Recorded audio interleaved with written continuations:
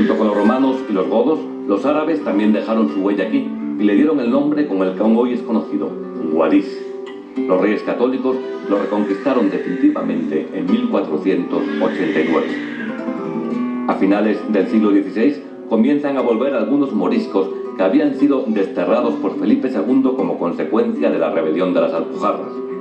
Se instalan en las cuevas que construyen horadando los cerros arcillosos del sur de la ciudad. Nació así un nuevo barrio de auténticas cuevas vivienda que perdura hasta nuestros días conformando este peculiar paisaje. A este lugar llegó siendo un joven sacerdote San Pedro Poveda en 1902 a predicar una misión cuaresmal.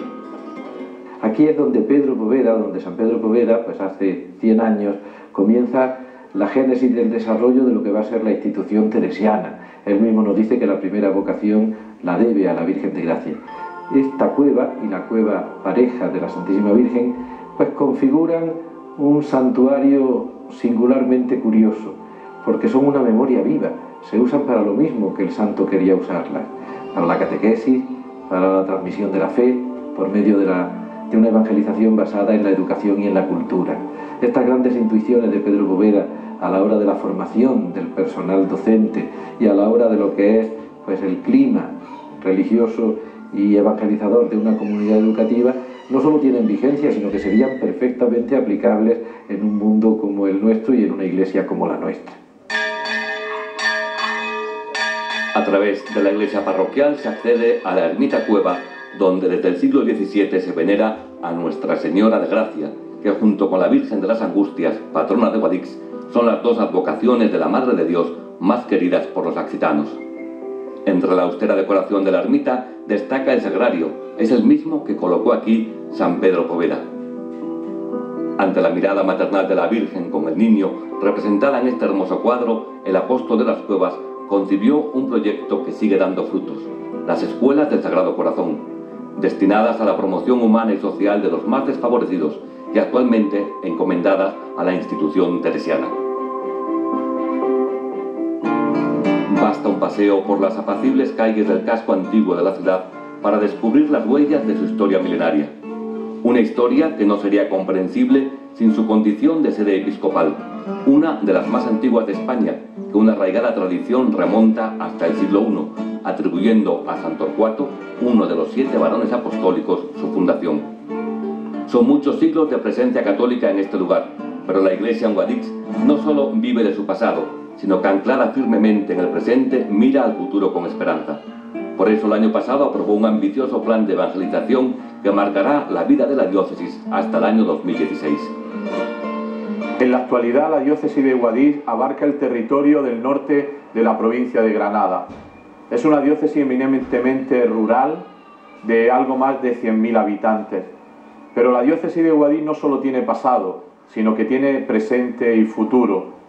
Es un pueblo religioso, muy arraigado en sus raíces, en su cultura, en sus tradiciones. En el momento actual estamos viviendo un plan de evangelización para los próximos 5 años, fundados en la palabra de Dios, que es lo que Dios nos pide para este momento de la historia, para la nueva evangelización a la que nos ha convocado el Papa. Es una diócesis que mira al futuro, un futuro lleno de esperanza, donde la Iglesia quiere tener una voz y un protagonismo en la historia de estos hombres. La sede del obispo, la catedral, compone un imponente conjunto arquitectónico que se comienza a construir en 1489 a impulsos del cardenal Pedro González de Mendoza, una vez que la ciudad es conquistada por los reyes católicos. La monumental torre cuadrada situada en la cabecera muestra inequívocas trazas renacentistas.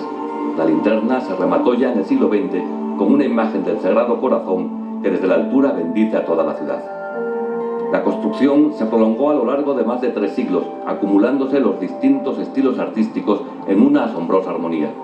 3 puertas dan acceso al templo, la de San Torcuato, marcada entre la torre y la sala capitular, la de Santiago y la de la Encarnación, abierta en la fachada principal que constituye el elemento más representativo de la catedral, diseñada por Vicente Acero y continuada por Gaspar Callón en el siglo XVIII. Se dispone como un gran retablo en forma de arco triunfal con 3 calles. Entre su profusa decoración se abren 8 hornacinas para los 7 varones apostólicos más San Pedro. Las actuales imágenes sustituyen a las originales destruidas durante la Guerra Civil. En su conjunto, esta fachada ondulante es una de las obras más logradas del barroco español del XVIII. Y adentro descubrimos un templo de planta de salón, con 3 naves a la misma altura, separadas por pilares con semicolumnas adosadas.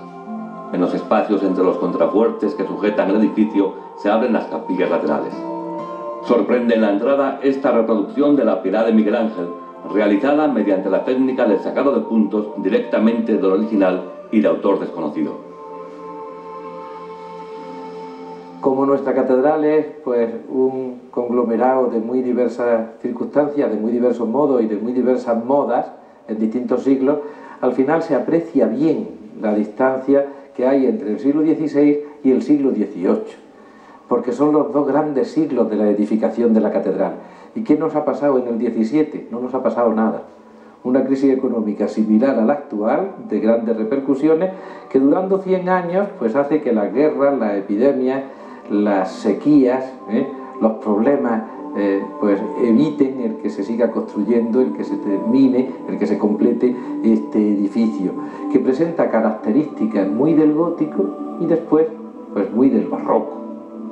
Ello determina que los grandes modos de construcción de la catedral pues se ensamblen unos con otros de una manera admirable.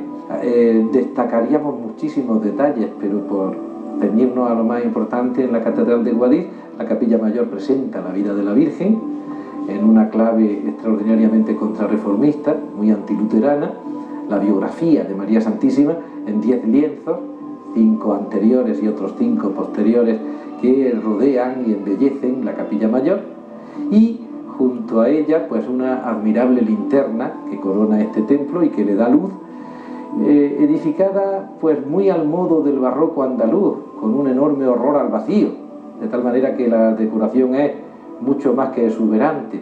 Es obra de Gaspar Callón y de Vicente Acero, y lo saben hacer muy bien.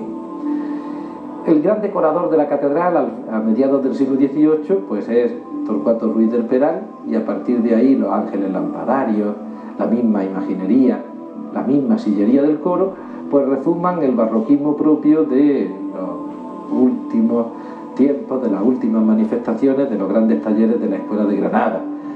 Y se edifica todo en unas claves muy barrocas, pero muy hispánicas, muy poco afrancesadas.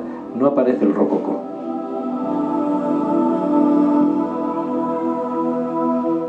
Estamos en la capilla de San Torcuato de la catedral, que nos retrotrae a lo que son los orígenes del cristianismo hispánico, la gesta de los varones apostólicos cuyas imágenes rodean la propia imagen de San Torcuato.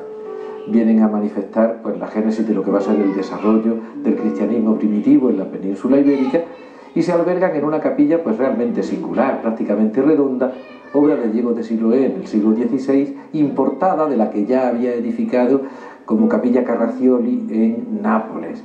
A ella se accede, exactamente igual que en Nápoles, por un arco de viaje doble, también llamado de cuerno de toro, porque conforme gira se empequeñece, y curiosamente este arco pues supone una de las digamos pues originalidades arquitectónicas de este edificio, que se convierte en masa dúctil para dejarse moldear por los arquitectos en orden a configurarse en el ensamblaje de muy diversos estilos y muy diversas épocas.